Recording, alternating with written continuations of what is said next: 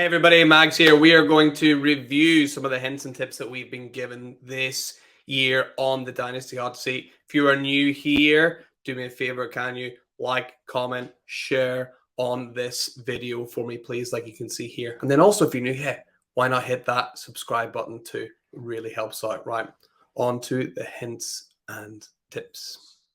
So I've got a couple tips here I want to share. I mean, the first one I really want to give out is if you're normally a redraft player, right? Like, because I started redraft. My first couple of years playing fantasy football, I was a redraft guy. I really didn't play anything else. But you got to realize, redraft, you get the one season and then off season, nothing much happens, and you're back in football season, right? Yeah. Dynasty, it is on 24/7. You always have to be looking at your leagues. You always got to be looking at what's going on. You got to keep updated with college football, what's going on there, what's going on with the NFL draft, where players are being moved. You always got to keep paying attention to that stuff because you can make waiver ads, you can make trades, because you're always keeping your team every year. There's always something going on in Dynasty. There's always a reason to be paying attention to your league. So never, ever disconnect from your league. You always got to be in. You always got to be active. Yeah, absolutely. There's no off season. Like sometimes the off season is busier than the actual season. I'm making more trades in the off season. I'm moving picks more in the off season. I'm tinkering with waivers more in the off season. So it's like, if anything, you got to be more on your game. While is it? They always say, was it Muhammad Ali used to say? He's like, I know when I'm out running at 3 a.m. It's like, I know my opponent's not doing that, so I need to be up and I need to be out. I need to be putting the work in because I know everyone else in my league's not doing it. So it's stick to that attitude and put the work in and no off season. So I love that as a first tip. Yeah, it's just you have to be always paying attention. So the second tip I want to talk about here is that age. When you go into Dynasty. Oh no, sorry, that was actually going to be the third tip. Sorry, second one I want to talk about. Sorry. When you're in a Dynasty league, know where you are in the league. Like, know where you rank. If you think that you can compete, you got to compete. But if you don't think you can compete, don't try to compete. Like, don't go to the middle. Finishing 6th or 7th in a Dynasty league or like 4th, 5th, that's the worst thing you can do in a Dynasty league. I would much rather tank and finish last place than try to finish 5th in a Dynasty league. That is absolutely the worst thing you can do. You either have to be all in going for that championship, or you have to be tanking, rebuilding for the future. If you're going in between if you're going in between, again and again and again, it's just going to leave you in a loop and you're never going to be able to win. So you always have to be either full going for it or just full rebuild mode. You can't be in between. That's never going to win you the league. Yeah, I think that's great advice. And, sometimes that's really hard because you have to actually, take a step back and be really honest with yourself. It's maybe you do. Well, a lot of times it's maybe really easy to be like, maybe I can scrape in the playoffs, and then you never know. It's like, well, guess what?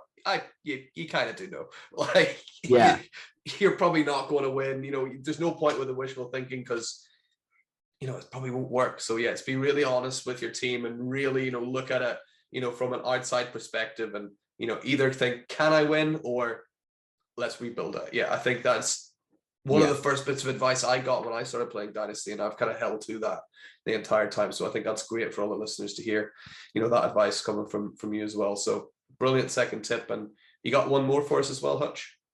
Yeah. Well, actually, I mean, I could give out I could give out two little ones here. Cool. So you cool with that? Absolutely. Yeah. All right.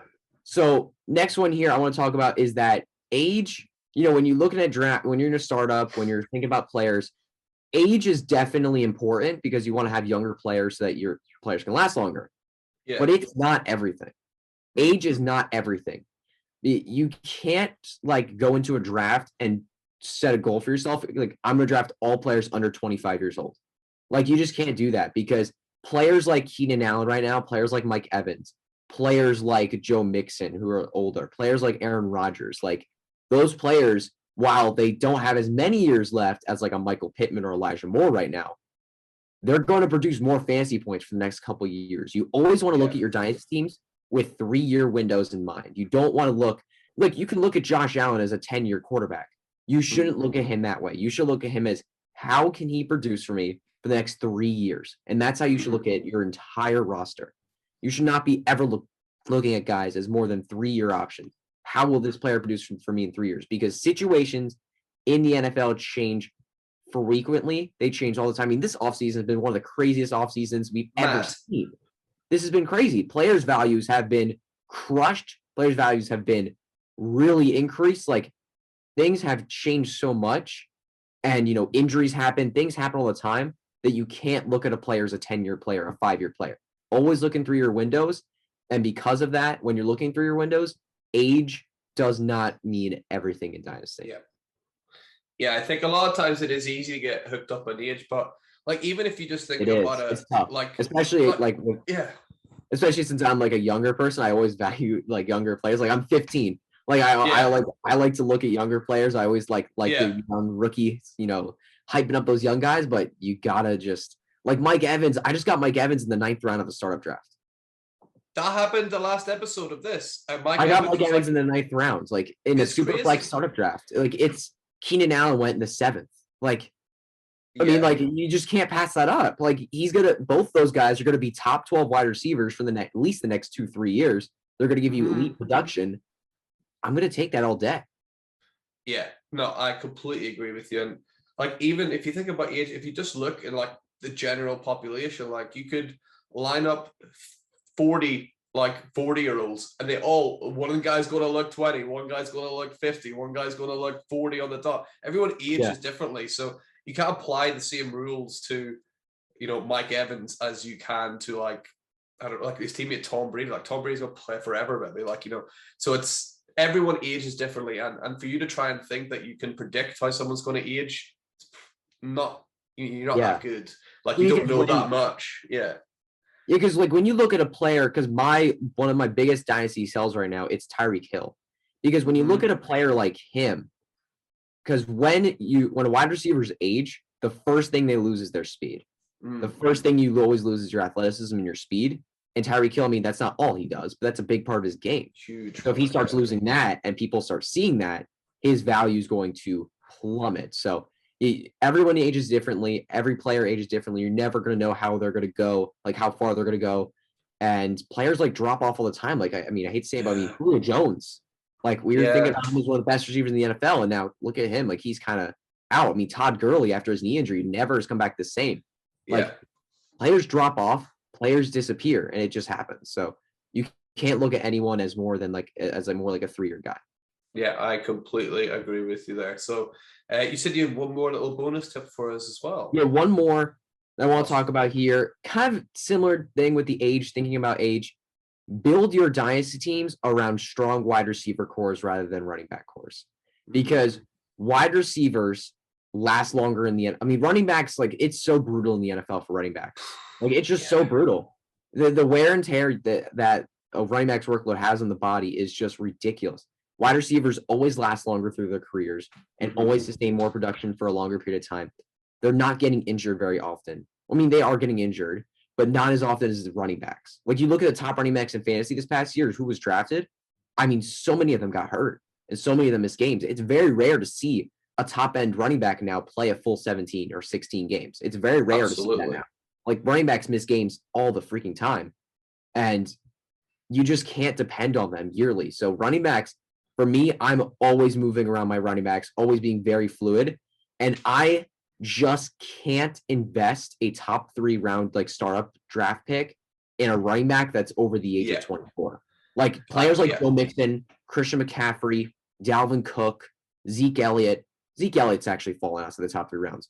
But those players like that, I just can't invest in because I'm only going to get like 2 years out of them. Unless I'm going 100% win now mode, sure, I'll take it.